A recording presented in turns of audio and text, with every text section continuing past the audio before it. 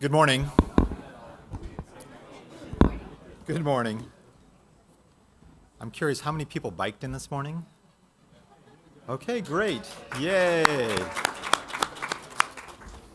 Thanks for joining you. It's one of those crazy days where you wake up and you just don't know why you have to walk out the door, but I did, and I'm here. Big thank you to Paradise Garage and the volunteers who came out today to provide winter weatherization advice out in the lobby. I had hoped to bike in myself and get some advice on my bike because I am a 3-season commuter. I'm not sure I'm ready to be a 4-season commuter, but I probably do need a little bit of a guidance on how to do that. So we appreciate Paradise participating today. I want to welcome the newcomers to the EPN this morning. My name is Jeff Sharp, the Director of the School of Environment and Natural Resources, and I'm delighted to welcome you here to our EPN event. If you're new, we'd love to have you come back. It's easy to sort of get signed up on our website, epn.osu.edu, and you'll get advanced information about all the upcoming programs that we have. And we have actually, I think we're slated through the end of next summer, so we've got a nice portfolio of programs scheduled, and we're very excited about sharing those with you in the future. I want to acknowledge Jordan Hartman and Jason Valsquez, current undergraduate School of Environment and Natural Resource students who joined us this morning as ambassadors and were part of our team that welcomed you in at the registration table when you arrived this morning. Thank you, Jordan and Jason. There are many other students amongst us here, many of you who've been longtime participants in the EPN. We seek to sort of like network our students with environmental professionals and provide them opportunities to learn about future careers. Would you raise your hand if you're a student here today? We really appreciate your participation. For those of you that are working professionals, we encourage you to sort of step up and say hello to the students and pass along your words of wisdom and advice to them. We're very proud of the students we have here at Ohio State, and the commitment to the environmental fields is very strong here, and it becomes stronger when we can effectively network everyone together. Please note that we've continued our collaboration this academic year with the Ohio State Facilities and Operations and Development Department, as we seek to make this a zero waste event. It's our aim to divert at least 90% of this breakfast's material waste from a landfill through composting and recycling. So please be attention to the signs and instructions regarding how to dispose of your waste as you leave today. For this month's EPN breakfast program, we are very excited to host Dr. Kerstin Carr and Girves, who will talk about real plans and real actions to enhance the option for biking to work in Central Ohio. As a bike commuter myself, I really appreciate what we've done in Columbus to support this. I'll be candid, I chose my neighborhood when I moved to Columbus in 1998 based on the fact that they had just completed the bridge at the Olentangy River by the wetlands across there. And so the bike trail was now connected, so I was able to live in that part of Clintonville and easily commute into campus, and I am so appreciative of that. I'm also very appreciative of the Columbus Metro Parks maintains those facilities. It's wonderful to sort of like see how they get this sort of like machines out there to clear the bike trails after snow. It's pretty impressive. We're very fortunate to have such a great system and a great Metro Parks that are supporting it. So I'm so delighted to sort of be able to share this program with you all, and hopefully we all can learn something about it. I know Joe, as he was developing this program, wanted to help spotlight those dedicated bike commuters, including many in this room, and those who are actively promoting biking as a real option in our region. I want to turn it over to Gabby Reissland, who is one such advocate in our region. Gabby's a retired lawyer and compliance director who has found biking in her retirement years as the way to commute, socialize, and exercise. Please check out her bio in the program. Gabby will provide some introductory comments about today's program and will introduce our speakers. Please welcome Gabby.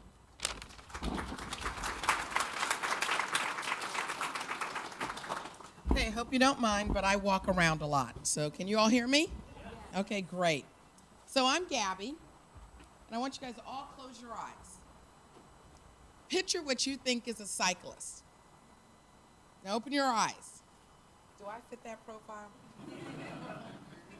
So that's my issue. Do I fit that profile? And that happens a lot. People ask that question, well, I can't be a cyclist, look at me. I can tell you I don't fit a lot of profiles.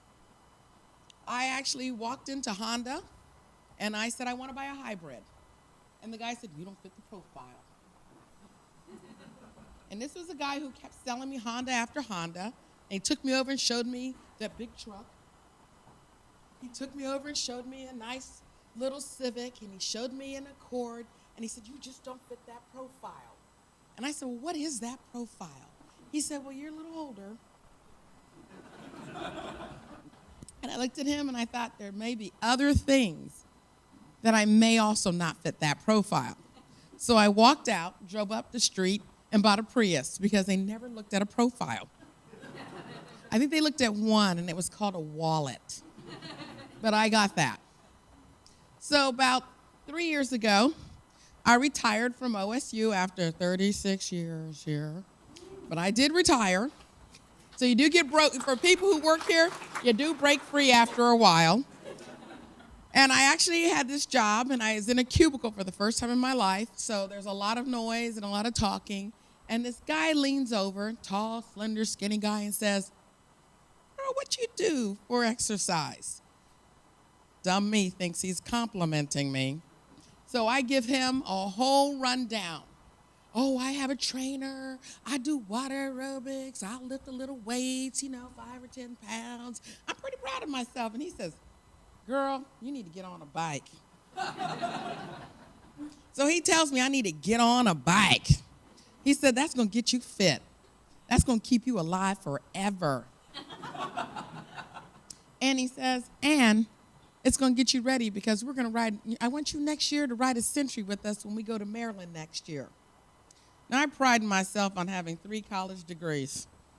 I, to this day, did not know what 100 miles felt like or was.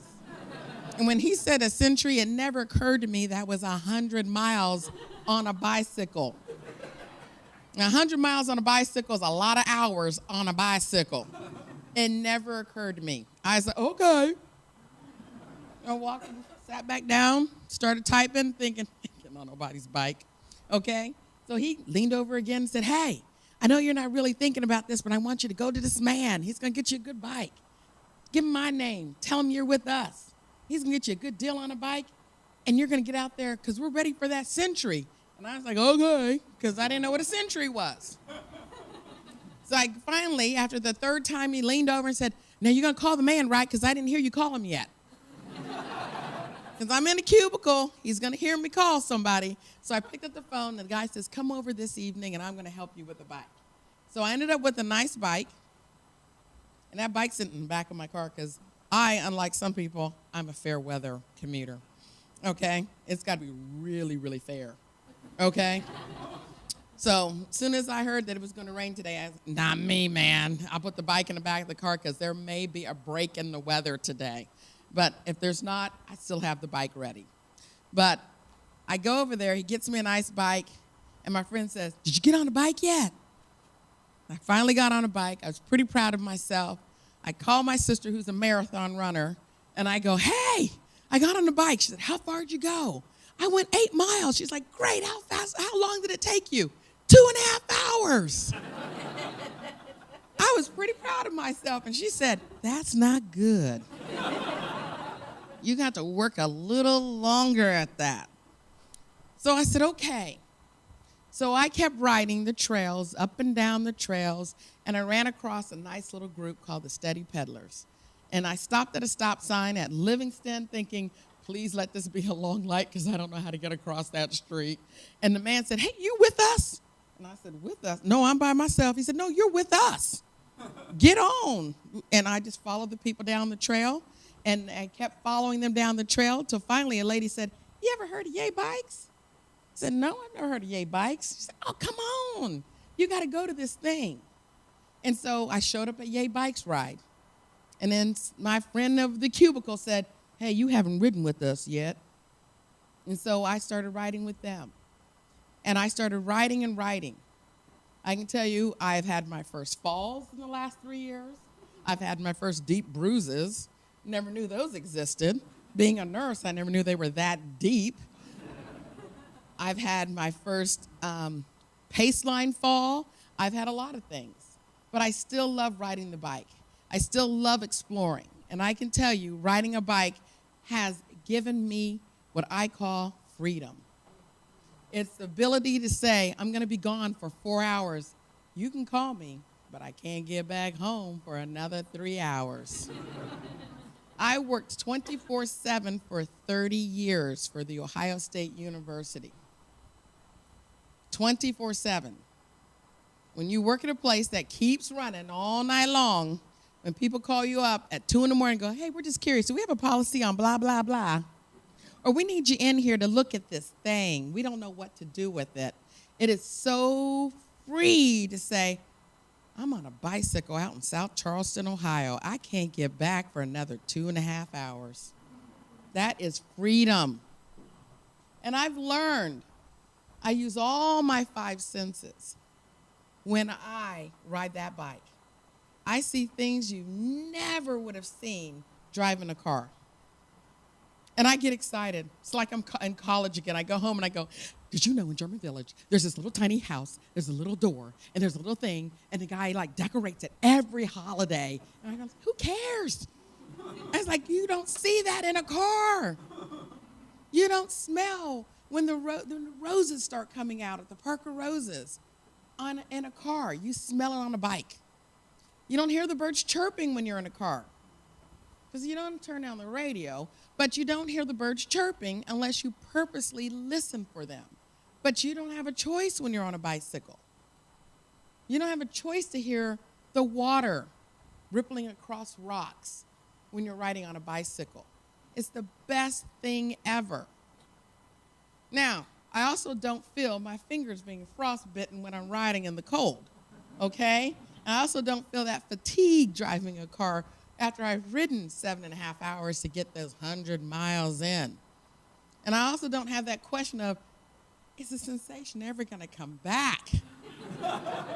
After you've ridden 7.5 hours in a car, you don't have that question. But you have all your feelings and your senses, and it brings you alive. And that's why I ride. And I ride and keep riding to experience more of those. I've never seen so much of Columbus without actually riding with a group of people like Yay Bikes. I find new things every month. And they're like, hey, did you know? Did you know this? We actually rode the Vets Memorial last Saturday just to see the new building and to know that you can walk all the way up to the roof and there's grass up there. But those are new things that I would never do riding in a car. Now, there are things that I won't do, and I won't ride in this weather, and I admire all of you guys that did that, okay? I really do, because I am fearful of when it gets a little icy. I just can't do it. So, my job is to help you understand what that profile looks like. And I can tell you, I'd ride with Black Girls Do Bike. Now, let me help you out. You don't have to be black, and you don't have to be a girl to ride with Black Girls Do Bike. We offer rides to anybody. And some days when I show up for Black Girls Do Bike rides, there are more men than there are women. I think there's a reason for that. But there are more men than there are women looking for women riding bicycles. But it's really great. I also ride with Major Taylors. And I ride with the Major Taylors, and that's an elite group of black men cyclists. But now, guess what? We opened it up to everybody. And I've worked hard on them because they want to grow their rides, but they want to keep their profile. So how do you do that? And so we've been working with them and changing their bylaws a little bit to be more inclusive of more people and helping them understand we have an obligation in this community. We have an obligation to help everyone learn how to ride a bike, not just tall, skinny black men, okay? So I ride with the Major Taylors. They help me with skill. They help me with accomplishment. There's nothing better to know when you're riding a bicycle and suddenly you look down and you're going 20 miles an hour and you're like, this is cool. I'm almost riding as fast as a car, but this is cool. Then you get that fear and you're like, oh my God, this is not cool. If I fall, this is 20 mile per hour fall with nothing still around me. But it's cool. And I tell you, when you ride your first pace line and you feel people pulling you and you have no effort whatsoever and you look down and you're riding 20 or 18 miles an hour, that's a cool feeling. Like you feel like you're flying. And it's a beautiful feeling. And I ride with them because I like that adrenaline rush. I like that little bit of excitement. And I like the fact that they give you skills. They teach you how to ride. They teach you how to turn that corner real fast at 18 miles an hour. But I also like riding at a slower pace with Yay Bikes I love exploring Columbus. There's nothing better than saying, hey, I didn't know that was there. Or someone saying, hey, look at that. Have you ever seen that? I've never seen that before. So I love riding with Yay Bikes. I can tell you, Catherine, who I'm going to introduce real soon, she was my first big fall. And I went back and told my buddy in the cubicle, I drank mud. I drank mud, and I'm not doing this anymore. And he said, girl, you got to get back up on that bike. Like, you are not done yet. I'm not done yet either, but I'll get there someday. But he said, get back up on that bicycle. And I'm glad I did, because I just keep on riding. So I'm going to tell you a little bit about Black Girls Do Bike. That's who I really concentrate on these days. I show up every Thursday, and that we're in season. We're out of season right now, because most new novice riders, they're not going to ride in the winter, and they're not going to ride in rain. They're not going to ride in snow. So we suspend it till next spring again. But Black Girls Do Bike was formed by Monica Godfrey Garrison. And she formed that way back in 1997. Not a lot of people rode with her back then, but she formed it. And her goal was, and I'm going to read this, its interest is in growing and supporting a community of women of color who share a passion for cycling. They champion efforts to introduce the joy of cycling to all women, but especially black women and girls. Because the profile out there is that we don't ride bikes.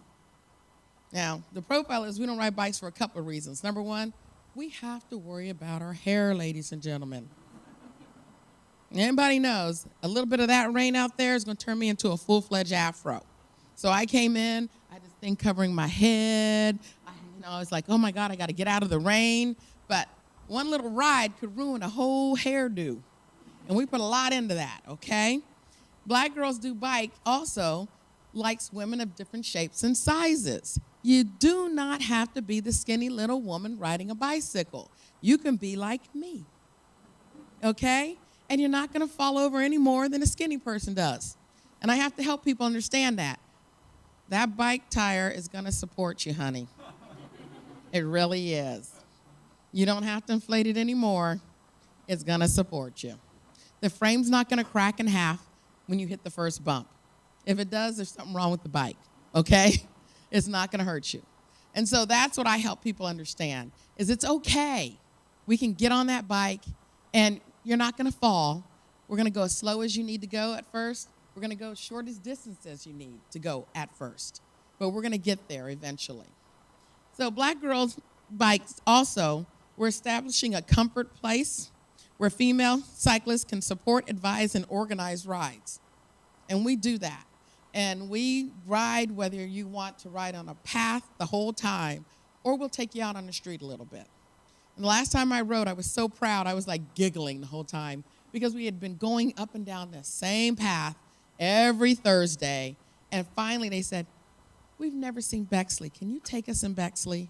I was like, absolutely, let's get on the bike. And so we turned the corner, and we're going down Main Street. And they're like, oh, no. I'm like, come on, follow me. If they're going to hit anybody, they're going to hit me first. Come on, let's go. We get down Main Street. We can't get 3 blocks, and all of a sudden they go, ice cream, free ice cream cone? Graders was giving out free ice cream cones. It ruined my whole Bexley ride. But that's my Black Girls Do Bike. So we do that, and I actually do the sea rides, which is fun. But I also do the fast rides, and that's why I ride with the Major Taylors. Now, I want you to close your eyes again and open them up and ask yourself, do I fit the profile? As I tell you, I'm big, I'm black, but I ride my bike. And I'm Gabby.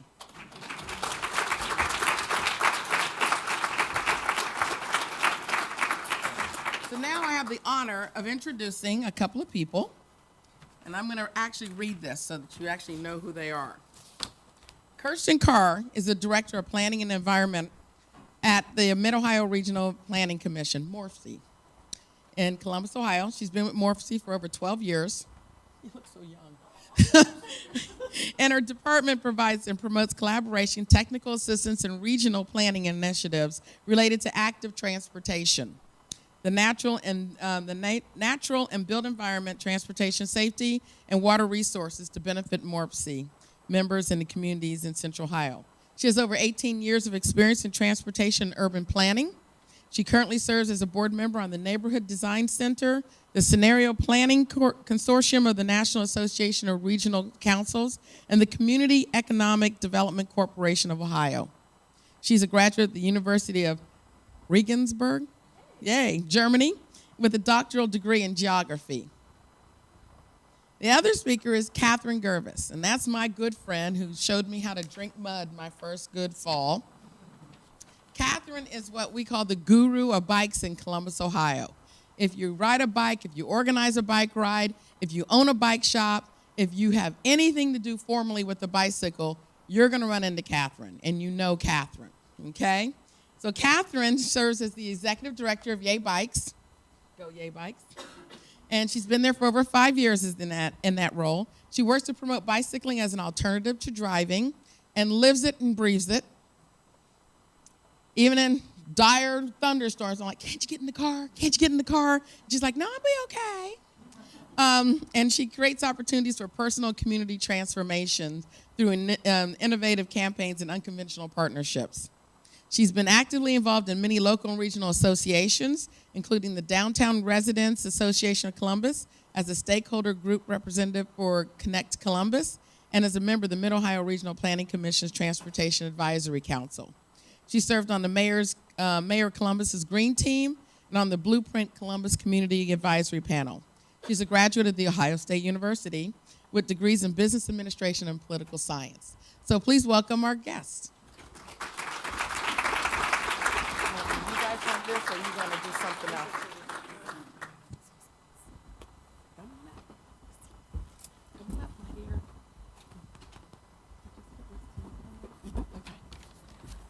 All right, good morning, everybody.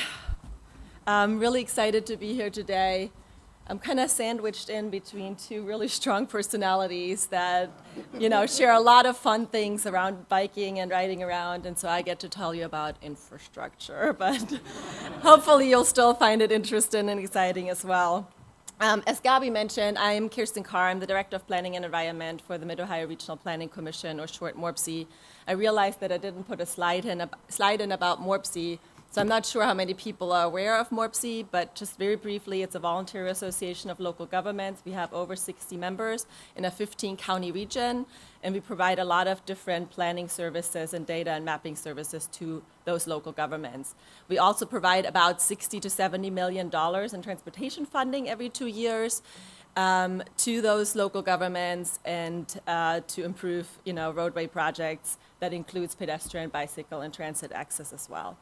My department specifically focuses on active transportation and trail development, but also water quality, transportation safety, and then land use development.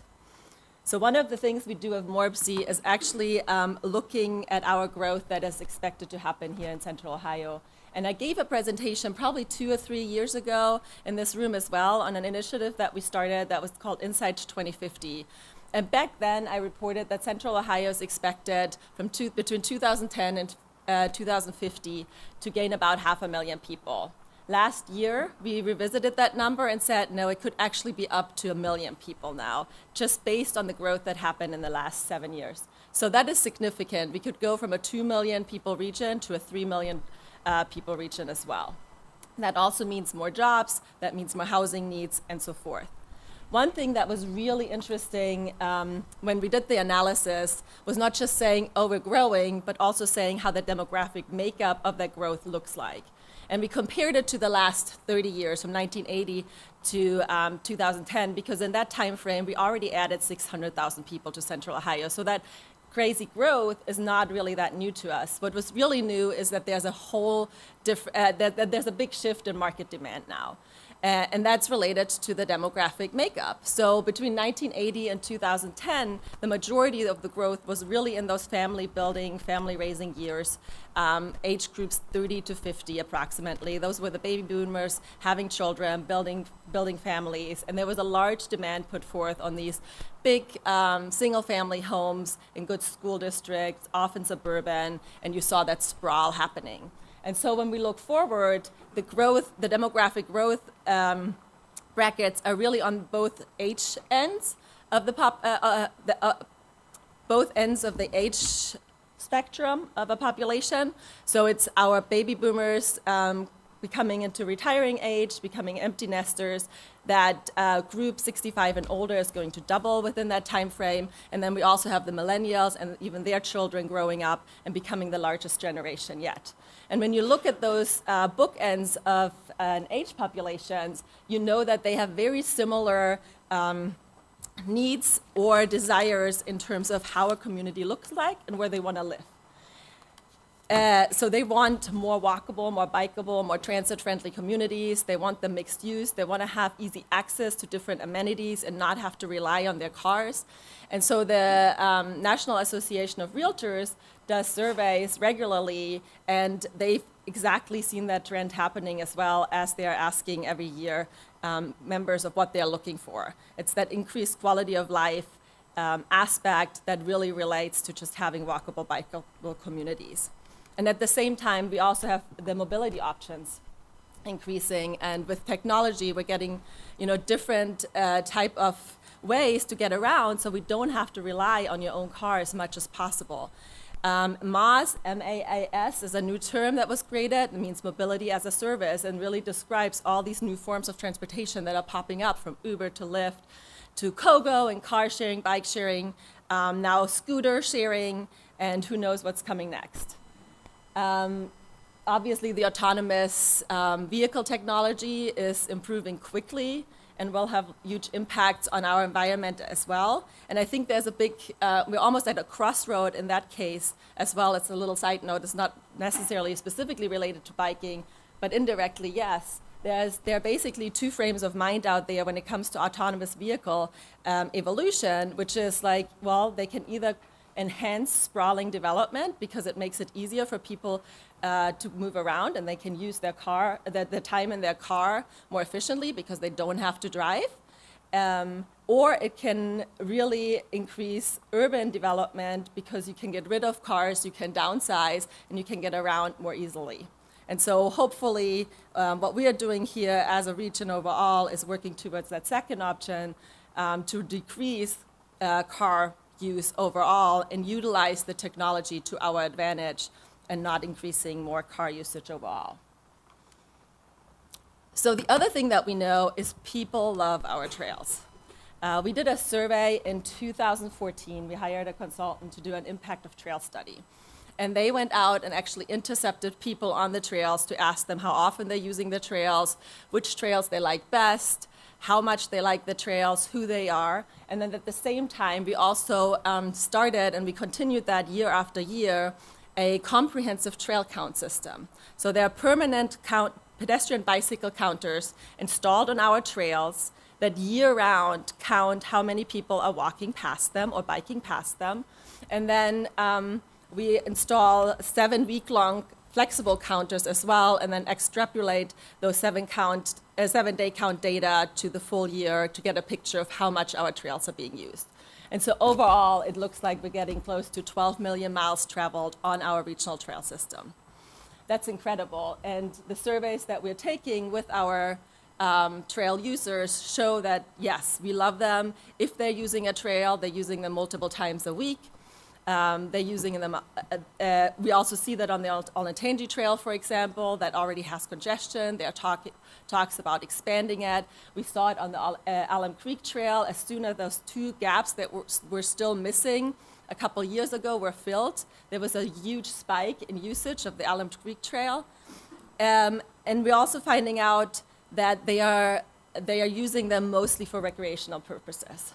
So when we did those intercept surveys, people, almost over 90%, I think, said, yeah, we love them, we use them often, multiple times a week, but we mostly use them for recreation, not as much for commuting. We also found out that the people that we talked to were mostly Caucasian, mostly high income, mostly well educated, and that showed us that that there are really two things that are missing. One is, how can we create a trail network that can be used for commuting, and how can we increase the opportunities for all people to utilize and access the trail system as well. And so out of that impact of trail study, we formed what's called the Central Ohio Greenways Board. And that board has a vision to create a world-class network of trails easily accessible to every Central Ohioan. And the way we want to do it is very simple: build more trails and get more people on the trails. Catherine is a board member. Casey Brankamp is here. She's a board member.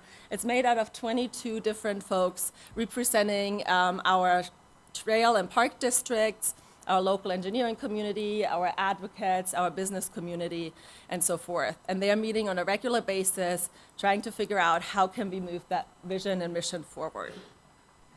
So the first thing we did was hire a consultant to help us do a strategic plan. And part of the strategic plan was them going and looking around the country at other regional trail networks to learn from them. And through their scan, they found out how other regions were doing fundraising, how other regions were doing marketing, programming, actually building the trails. They helped verify the construction numbers that we have in place in terms of how much it will cost to build a trail mile. And then they used that information to come up with 53 action items for our board to move towards and to move the needle on actually creating a true world-class network of trails. And so one of those action items was, well, let's figure out which trails we currently have and where we want to build more trails. Over 2 years, there was a subcommittee of the COG board that actually went out into every county and had multiple stakeholder meetings to figure out where our regional trails currently are and where we want to have more trails to create this truly connected system. And so what you see on this map here is the purple lines are the over 200 miles of trails that already exist, and then the orange or yellow lines are the over 500 plus miles that we still want to build. And it's really important to let you know that this shows what we define regional trails. Those are those large 10-foot or larger or wider trails that are typically off-road. They are very comfortable for any type of bicyclist to use, any age group 8 to 80. They're often in a green setting, typically along a river or abandoned railroad, and very comfortable. It just provide a very comfortable and aesthetic ride. They do not include the 100 miles of local trails that the city of Dublin has, or that all the trails, local trails that New Albany or Grove City have. Those are critically important to create connections from the neighborhoods to the trails, but we wanted to focus on the regional trail system, kind of seeing that as the backbone of the active transportation network. But it gets better. So when we actually looked at this trail network more closely, we saw that we created an outer belt. And you always hear folks talking about, right, oh, we need an outer belt. It's getting so congested. So we're building it, just with trails, which is really exciting. And what's cool about this part as well is that it's connecting a lot of the suburban metro parks with each other again. But it gets better. So when you zoom in even further, you see that there are a lot of loops that can be created within that network as well. Right now, when you looked at the very first map, you saw that the majority of our trail connections are just north-south. And you have them, and if you're a trail rider, you know that I've done that over summer. I basically rode every single trail, and it's just you go up and then you go back, unless you're comfortable riding on some of the roads, which I wasn't with my daughter back then, who was still really young. So this allows you to loop around.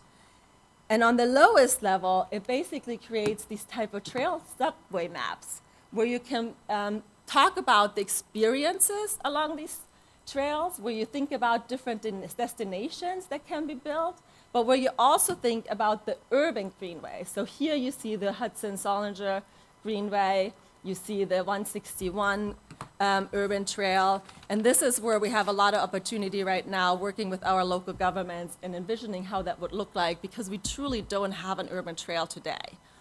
But there are a lot of examples across the nation that have that. One of them, when you look at those two examples, is the Cultural Trail in Cincinnati.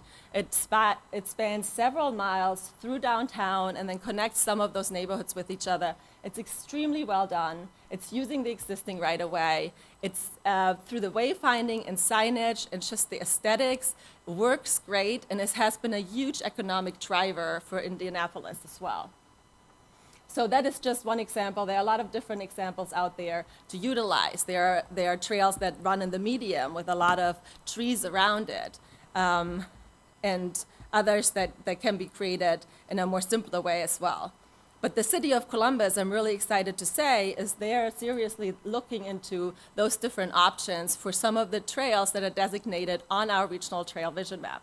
And that trail vision map was adopted by all of our commission members earlier this year. So they're all behind it.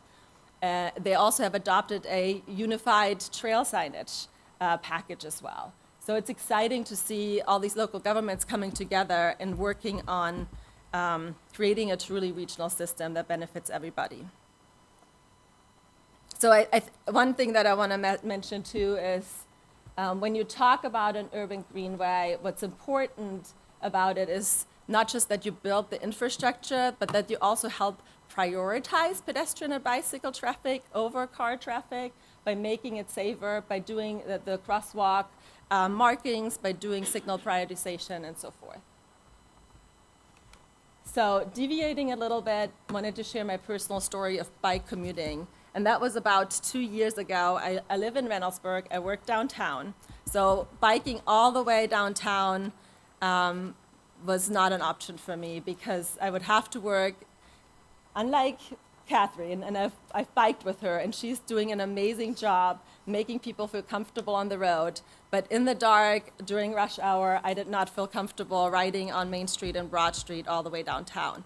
But I did feel comfortable riding to my nearest bus stop, putting my bike on the bus, taking it downtown, and then taking the bike off the bus. The one thing I do want to admit to, though, I was really frightened at first because I was like, I don't know how to put that bike on that bus. I'm going to embarrass myself. All these people are going to be mad at me.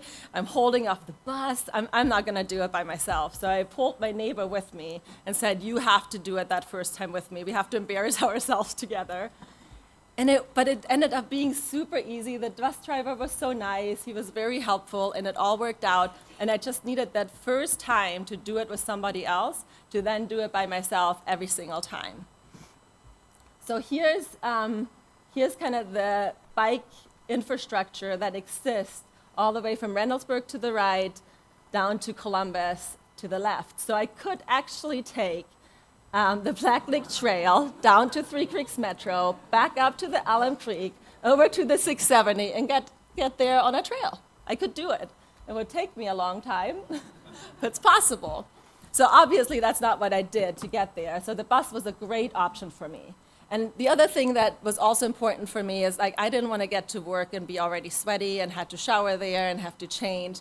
And so I wanted to take the shortest way possible for me to bike there. However, on my way back, I was very comfortable changing into a more comfortable clothes and taking a longer route back. So a lot of times I would actually take a bus that would drop me off here, and then I would take this section back up home, and that would be about 5 or 8 miles. And I would feel so good coming home. I just was in such a better mood than sitting in traffic for 40 minutes and just being annoyed by other drivers. I wish I could still do this, but I can't because Coda took my bus line away. But that's another story. I'm working on it. But if you have the opportunity to do it, you really should. It makes a world of difference. It's not difficult. And if you can find a bike buddy, do it. Catherine will talk more about the options there. So one thing I could still do is actually put my bike in my car, drive to a park and ride that's about 5 miles away, then put the bike on the bus, and then drive downtown.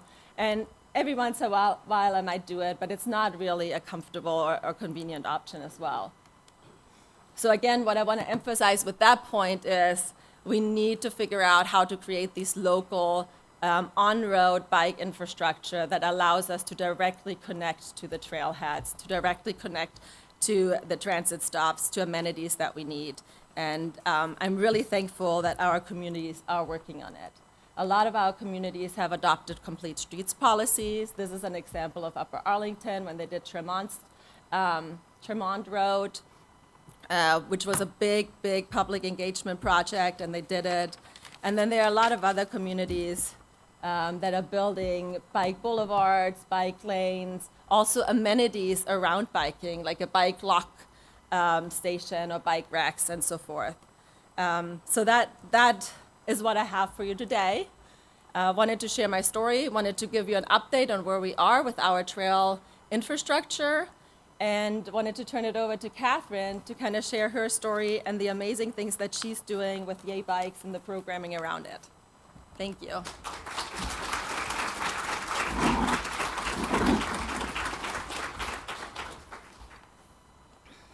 Are you going to change them? Thank you. And I'm going to move that just a little bit. Thank you. So my name is Catherine Girves. I am the executive director of Yay Bikes, and while I would like to take the kind of credit that people give me, the truth is we are, I'm not a staff of one. We are a staffed organization that has literally hundreds of volunteers that makes our programming happen. Yay Bikes has a very clear mission statement. Our goal is more trips by bike, fewer crashes. We are a straight-up mode shift organization. And so we are interested in helping people use bikes for transportation. It's very straightforward. It's not that we aren't interested in recreational cycling or the other types of riding that people we do, but we know that when we make it easier for people to use a bike for transportation, that actually makes cycling easier for all types of riders. We enact our mission of making biking easier for people in two ways. One, we do advocacy work. We work to change the environment so that it is more inviting for people to use a bike for transportation. We influence the influencers, the people who have the ability to change the environment. And then the other thing we do is we help people figure out how to get from A to B given the current conditions in a way where they feel confident. They actually are competent, because sometimes those are two different things, and it's not a white-knuckle experience. The truth is, for people who are interested in moving from one place to another, who perceive barriers in the environment, there are educational interventions that can make a lot of things more possible than people think are currently possible. So I'm going to talk for just a minute about the influencing the influencers work, the kind of advocacy work that we do. Some of it is traditional, what you typically think of, going to community meetings, sitting on boards and those sorts of things. But our favorite way to do this work is to ride with people, to ride with professionals. And we ride with all kinds of professionals. We ride with engineers, we ride with planners, we ride with law enforcement, elected officials, judges, reporters, anyone who has the ability to change the built or the cultural environment in which people are moving from one place to another. And we find when we ride with professionals that it absolutely changes the way they think about the environment. We have pretty rigorous evaluation tools, and so some of the quotes from people who ride, I'll share with you here. And these slides are going to be made available after, so you can look at those later. When we are riding with professionals, we take them out in very small groups, no more than 5 people. We ask them to commit to 3 hours with us, and we ride a route that is reflective of whatever their community looks like. So it's probably going to have small residential streets, and it's probably going to have a road that looks like Morse Road, because that's how we build communities, and we take them out on all of those roads. Joanne Shelley is in the room. She's from the city of Dublin. When we rode with a group of people from Dublin, we took them through the roundabout on 161, because that's how they built their community. And we took them on bike, and they figured out what that felt like. When we are riding with people, when we're riding with professionals, about a third of our time is on the road and about 2/3 of the time is pulled over talking. What we have found is if the route is well designed, people will invent the information you want them to know. If you pull over at the right moment and say, "What did you notice?" they notice the things you want them to know. And so, we're able to talk about what feels comfortable and what doesn't feel comfortable. Why? Is there bike infrastructure that works? Is there bike infrastructure that actually feels quite dangerous? Is there no bike infrastructure that actually feels pretty comfortable? And we help unpack for people how to build the environment so that it works for their citizens. But if we're riding with economic development professionals, we also unpack, are you noticing how easy it is to see how beautiful this community is, to notice where you want to shop? What is the experience? And we help professionals engage their actual professional expertise in figuring out, how to make their communities work in the way they want them to work. 96% of the respondents that we've ridden with, and we've ridden with hundreds of professionals from around the state now, say they shared what they have learned, including how the experience was different than they expected, problem areas that need to be addressed, new perspectives on designing for cyclists. Most report a better understanding of how to evaluate street design, and a sizable minority have even changed their team's bicycle-related goals or priorities based on their experience. I learned there's a huge difference between a well-designed bike lane or a facility that is just thrown in at the last minute to a project to make it a complete street. That is an important thing that you want an engineer to learn. I learned quite a bit about what looks good on paper may not be the right solution in real life. I got a feel for the perspective of a bicycle rider. I also learned some things about general bicycling practices that are contrary to what I'd previously thought. Lane positioning, platooning at traffic signals. These are things that will aid me as I'm working on different issues pertaining to bicycling. I am now more confident about riding my bike on the road. I also know more to be a better driver of a car.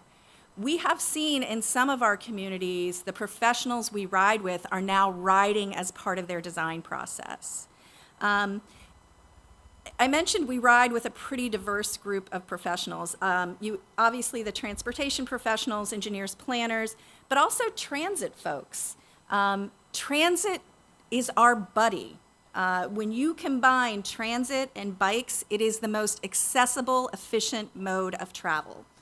And so helping the transit people, this is the transit team from the Ohio Department of Transportation, understand that bikes are a solution to first mile, last mile problems, can be really helpful in making sure we have a larger group of advocates. Economic development professionals increasingly understand that bikes mean money for their communities, and in some communities it is actually the economic development professionals who are at the front end. Health professionals, recreation and parks, sustainability people, people in the philanthropy community. One of the things we hear over and over again from folks who are doing poverty alleviation work is transportation is critical. People can be trained for jobs. People can be trained for all sorts of things. But if they can't access employment, and owning a single occupancy vehicle is expensive, and second shift jobs you can't get home from on a bus, and third shift jobs you can't get to on a bus if your community is lucky enough to have a bus. And so bringing in people doing poverty alleviation work is really key in creating bicycle-friendly communities. Reporters, frankly, are professionals we're very interested in riding with, in part because the way they tell the story about who belongs on roads and how they should behave, and frankly, just how crashes are reported on. There used to be a time in our history where if a rape was reported, the wardrobe of the victim was also reported, as if that was somehow relevant. There is currently a moment in our history where when a crash happens, we hear about whether the cyclist was wearing a helmet or not. I'll tell you right now, even though I really support helmet usage, Wearing or not wearing a helmet has never caused a crash and is not relevant part of the conversation. And so talking to people fully about the culture shift that needs to happen as we're thinking about creating bicycle-friendly communities. So the other people that we ride with, let's see, I'm gonna scoot ahead here, are people we call the bike curious. The bike curious, well, let me say this. So stand up if you rode a bike to get here today. Thank you. And most of you will be standing by the end. No, stay standing. Stand up if you ride a bike sometimes to errands or to coffee or to worship or maybe a festival or maybe to work. Stand up if you are interested in riding a bike, but there's some barrier in the environment. You don't feel safe on the roads, or your mom's gonna fuss at you for being out there after dark. Okay, look around the room, right? You are not an unusual audience. Okay, all of you sit down. Raise your hand if you are completely uninterested in ever using a bike. Raise your hand if you're completely disdainful of cyclists. There are some of those people out there. They're much fewer than is perceived. And I think one of the indicators of that is, read the comments in articles. Listen to the annual Ann Fisher show about bikes. And you will see that the culture is shifting. So when we are working with the bike curious, and any of you who are interested in riding sometimes but not yet doing it, that you are in the audience that we call bike curious. We have found that reaching that audience is that people can be caught in a real spiral of shame. Making transportation behavior change can be both logistically and emotionally taxing. What we get to do at Yay Bikes is figure out how to motivate individuals to change their behavior to something completely outside their frame of reference, an environment that frankly does not support that change. And this is why Yay Bikes has a really thoughtfully considered theory of change from which all of our programming flows. In short, we believe mode shift is most likely to occur person by person in the context of meaningful relationship, educational experiences, culture change, love of place, and fun. So, think about the moments in your life where you successfully made and maintained a difficult change. I bet there was a person in the background cheering for you, offering you needed information, someone you could tell was wishing for your success, a relationship that felt meaningful. Pamphlets and website and classes are all great tools when helping people imagine and want change, but helping people actually make and maintain change requires an accessible, relevant human touch. And so experiential education is a really important part of this. We design experiential, highly relevant educational experiences that help people practice. It is our favorite way to deliver education. We know the value of being able to access useful advice in real time as questions arise, when people face what feels like an overwhelming barrier. We deliberately design routes that will require put people on the road next to a big bus, or in construction, or surrounded by trucks. Because these are the real environments we have to navigate, right? People want to understand how to navigate a world that's so familiar from the seat of a car, but so different from the seat of a bike. So we build lots of stops into our rides. And we find that people are eager to have conversations, particularly at the beginning, when their confidence may be low, or there may be an adrenaline rush of traveling with cars in the correct lane position. Folks want to talk about how they feel and get affirmations that those feelings are normal, and that those feelings will change as they gain understanding, experience, and confidence, people feel like badasses at the end of a 1 hour, 5 mile ride. When they are actually put in positions where they are challenged. We also know that culture change is really key. I often talk about, the passage of the 13th Amendment in 1863, followed 101 years later with the passage of the Voting Rights Act in 1964, and we are still facing voter suppression. We have not had culture change around structural racism. And until we have culture change, we're going to keep having that conversation. When we are talking about creating an environment that is friendly for people to travel by bike, that's going to require more than just lines on a road. It's going to require more than engineering solutions. We really have to look at all of the components, all of the culture change components. So it's important to pay attention to what the larger culture is saying, particularly about who gets to be defined as part of the club of bicyclists and what the rules of that club are. For example, what does a bicyclist look like? How is a bicyclist's body shaped? How should they dress? What is the uniform? Part of the work we do is influencing and changing how the larger culture is answering these questions. For example, we work really hard to answer the question with what does a bicyclist wear, with usually a bicyclist dresses for their destination, if they are a transportation cyclist, which might mean being in a suit or a skirt or a variety of execudrag type uniforms. If you're going to paint your living room, you're going to dress a different way. Are you a professional mascot for a sports team? You might dress a different way. This guy rode from Goodale Park to downtown. Like, it is possible to wear almost anything on a bike.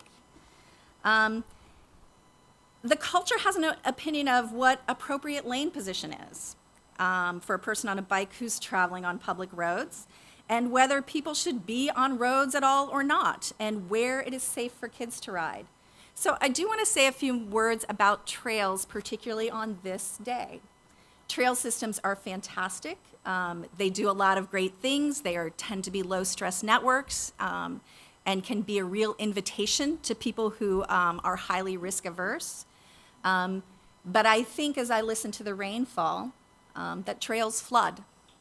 And I think as I stepped out of my house this morning onto the icy steps, that sometimes we don't have the same priorities in trail maintenance that we do in street maintenance. And so anytime we are talking about transportation biking, trails are not the end-all be-all. They are important, and they are not the only thing we need to be thinking about. We have to answer the question, what is bike season? And bike season can be whatever people want. There is no shame in not riding today. Let me interrupt that if anyone is caught in that feeling, oh man, I should have ridden today. No, you are a badass for wanting to ride. And we will help you figure it out in exactly the conditions you want to ride in. But it is possible to ride in any conditions. And there are solutions you can make. Also, when thinking about culture change, we have to think about who a leader is. Gabby talked to us a lot about, what's the picture when you close your eyes and think about who a bicyclist is.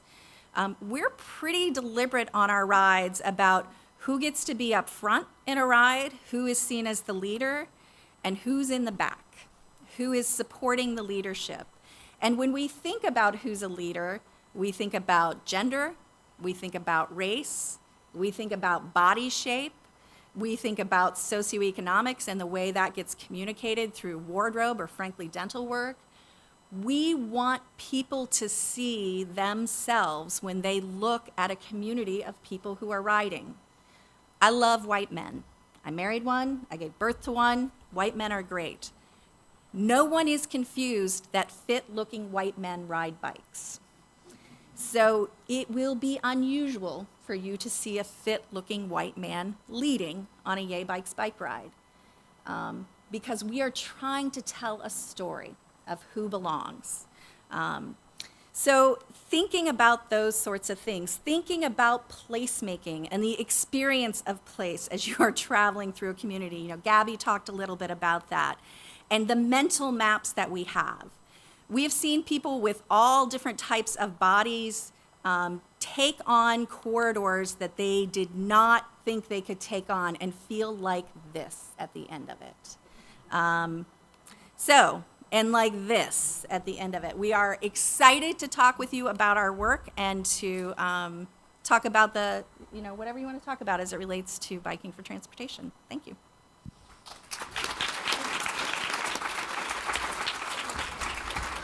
Thank you. We have plenty of time for questions, so just raise your hand and I'll bring the microphone over.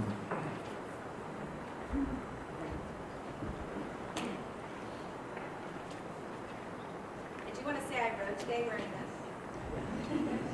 Merino wool is your friend. I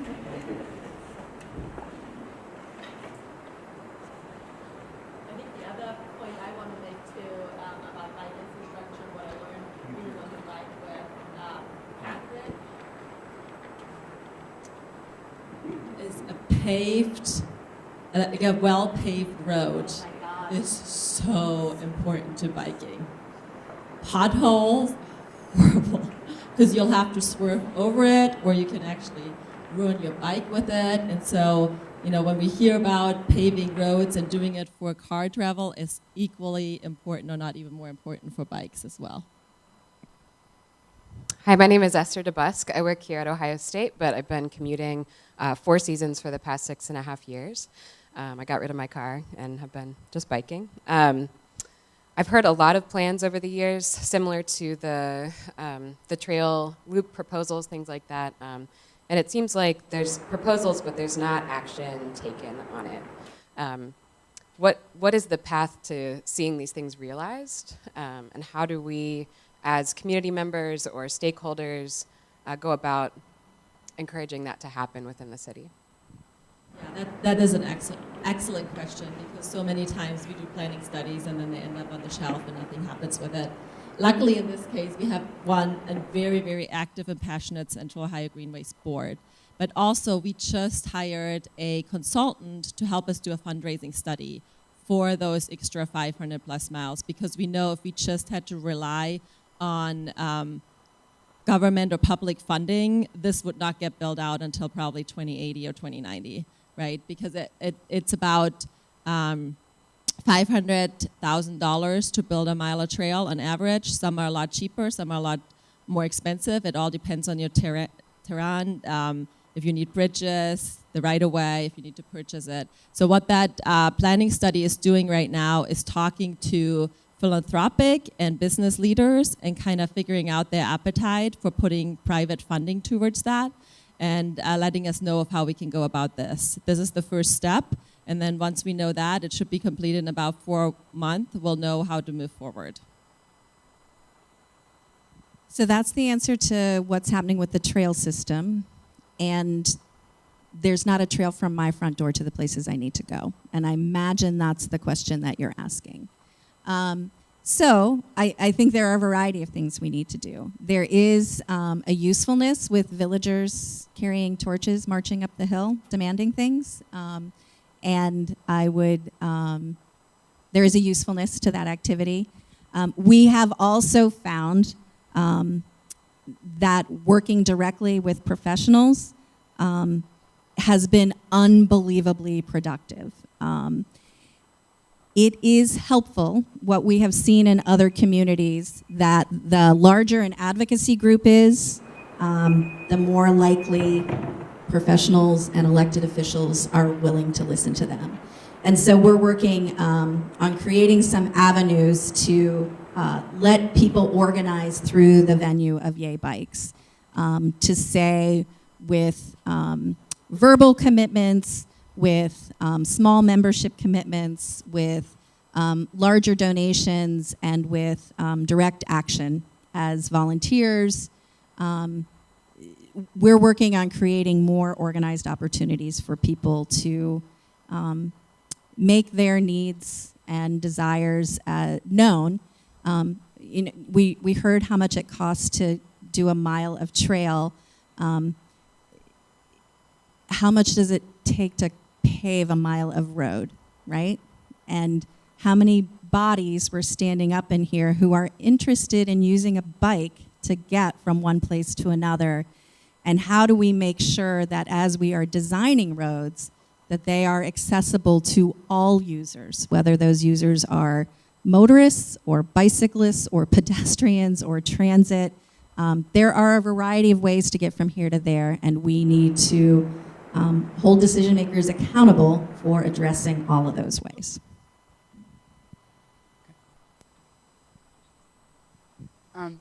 So I just had a question about Smart Columbus, because the Smart Columbus push seems to be a lot for the electric vehicles and putting charging stations in a lot of places around Columbus. And so with what you said earlier, how combining transit and biking is the most efficient way, especially with the new projected increase of 1 million people coming to Columbus maybe, sometimes I get confused with the pushing of electric vehicles, just because in my opinion that kind of would bring people to immediately go from their regular cars. And yes, it's great, these are electric vehicles, so there's no direct emissions, but then you go back to where Ohio's electricity comes from, and that's a whole nother thing. But so I just wonder, is there other plans that Columbus has, or do you ever think about this car transition to car rather than trying to maybe make a push for a more transit Columbus and bike-friendly Columbus? So so Smart Columbus's original application had more other modes of transportation in it. There's still opportunities for that to be actualized. This weekend, actually, Friday, Saturday, Sunday, there's a planning event that's actually open to the general population, being put on by Purple Isle. Folks from Smart Columbus will be there. Folks from the city of Columbus will be there. I think CODA and Morpsey are going to be there. Yay Bikes will be there. But having a grassroots collective saying, yes, this is a component of the transportation network, particularly as we're thinking about replacing gasoline, combustible engine with electric vehicles. But that's not going to solve the congestion issue, right? That's not going to solve a whole bunch of other problems that come with single occupancy vehicle. And what are the opportunities of connected infrastructure, frankly, as it relates to prioritizing corridors that have transit in them or prioritizing corridors that have bikes in them? There are ways to set up a green wave with traffic lights that recognize, using connected infrastructure, people who are using sustainable modes of transportation and letting those corridors move more quickly. And so those are things I think that we should be asking of from Smart Columbus. And I don't really want to talk for Smart Columbus. I'm not that involved in it, but I don't think their motive is to push autonomous vehicle technologies. The idea is of figuring out how to utilize technology more efficiently and to use it in a way so it can help more people. In terms of your thought about other modes of transportation, and that could be a whole new presentation here as well, but Morpsey is currently wrapping up a regional corridor analysis where we looked at 5 major corridors within Central Ohio to see how redevelopment could occur and how it would make high-capacity transit feasible. And the idea was that we purposefully did not say what technology that high-capacity transit would be, but that it would be a mode of transportation that could move a lot of people from point A to point B on a dedicated lane. And when we're looking at the fast evolution of technology, and autonomous vehicles are coming if we want it or not, we can think about how we can utilize it to our advantage, and there might be opportunities for having autonomous transit as well. I think it is critically important, to your point, that we continue to have those discussions of how to improve and increase our opportunities here for mass transportation. And the event I talked about this weekend, if you Google Thrive Columbus Transportation Innovation Weekend, you're going to find the information. It's being held at the Idea Foundry on Friday night from, it looks like 4 to, and then the opening reception, and then there's workshopping Saturday from 8 a.m. to 8 p.m. and more on Sunday. So thank you, Joanne. We have time for one more question.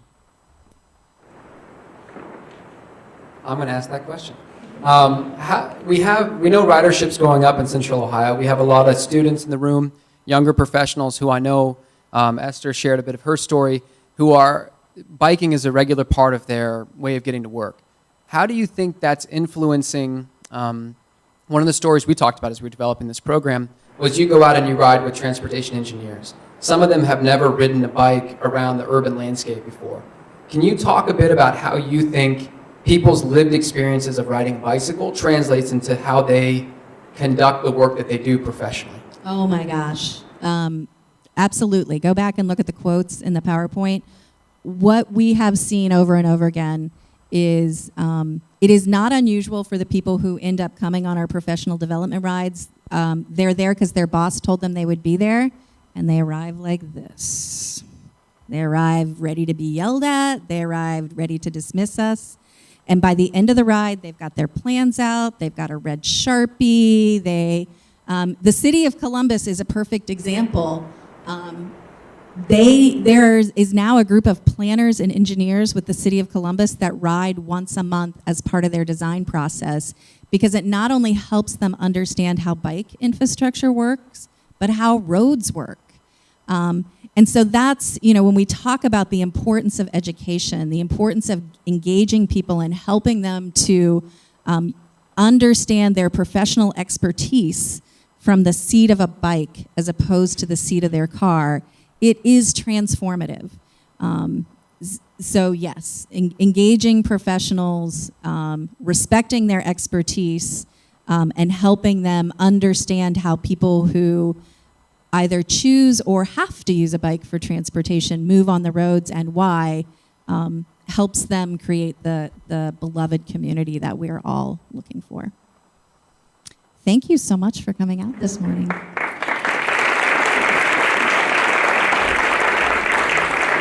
Well, that's a great way to wrap up, and just sort of like how joyful it can be to be a bicyclist. So thank you very much for the great presentation. Thanks, Kerstin and Catherine. One round of applause. As is our tradition, we have a certificate of appreciation. I think, Kerstin, this might be your second one you've received from us. You as well. That does it for today. I'd like to really encourage you all to consider coming to our next program. Oh Christmas Tree, how sustainable are thy branches? We're going to have a discussion about artificial versus real trees. We're going to math it out for you in terms of those of you into sustainability. Appreciate that there's like a math aspect of this in terms of what's more sustainable. So we'll have that discussion, talking about the trade-offs between the two. At this one, we'll also have some of our senior capstone projects here at Ohio State. One of my favorite activities is sort of like having some of our students share what they've been doing for their capstone projects, and we'll have a bunch of those set up in the lobby out here. And also the weekend before, I think it's December 1st and 2nd, the Forestry Forum will be selling real trees right outside here. So if you're looking for a real tree, I'm sure Joe will have that posted and circulating that in terms of the opportunity to buy a real Christmas tree from our forestry majors here at Ohio State. Our January 15th program will include leaders from Franklin County, the City of Columbus, Morpsey, and Smart Columbus discussing climate change mitigation and adaptation strategies. So please note that on your calendars. We expect that'll be a great program. Thank you very much for your participation today, and have a wonderful day.